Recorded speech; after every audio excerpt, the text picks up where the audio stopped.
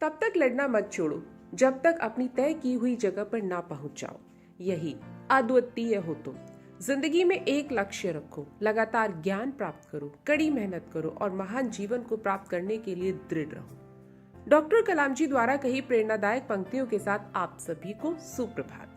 मैं मीनाक्षी चौधरी कक्षा 8वीं की छात्रा आज की प्रार्थना सभा का संचालन करने जा रही हूँ। हमें यह सोच साथ नहीं रखनी चाहिए कि कल हम क्या नहीं कर पाए, बल्कि इस सोच के साथ आगे बढ़ना चाहिए कि आज हम क्या कर सकते हैं।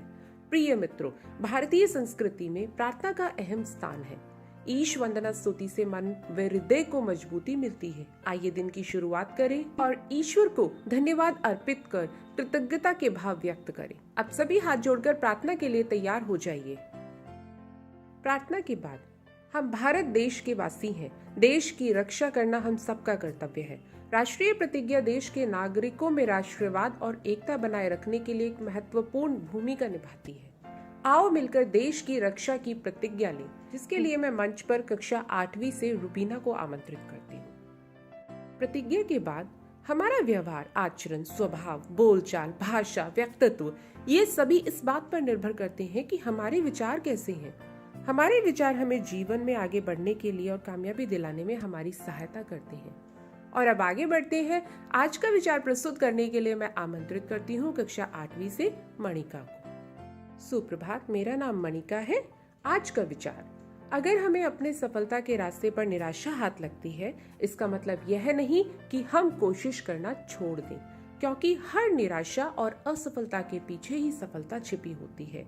धन्यवाद, आपका दिन शुभ हो। धन्यवाद मणिका।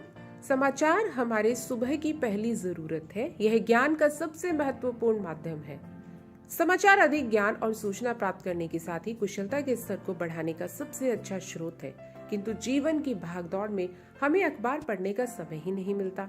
तो आइए आज की खबरों को जानें। आज के समाचार प्रस्तुत करने के लिए मैं मंच पर आमंत्रित करती हूँ कक्षा 8वीं से वर्णिका को। धन्यवाद वर्णिका। जीवन की संतुष्टि के लिए मेहनत और संघर्ष सबसे आवश्यक होते हैं। जब जीवन का सबसे मूल्यवान संघर्ष ही है, तो हम में से हर किसी को इससे बचने की कोशिश नहीं करनी चाहिए।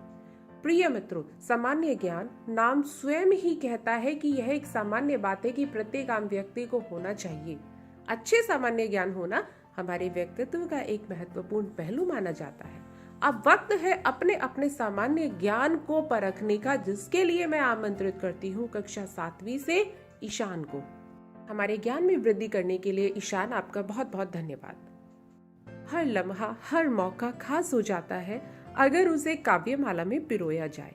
कविता जीवन को नई चेतना प्रदान करने का अनूठा माध्यम है।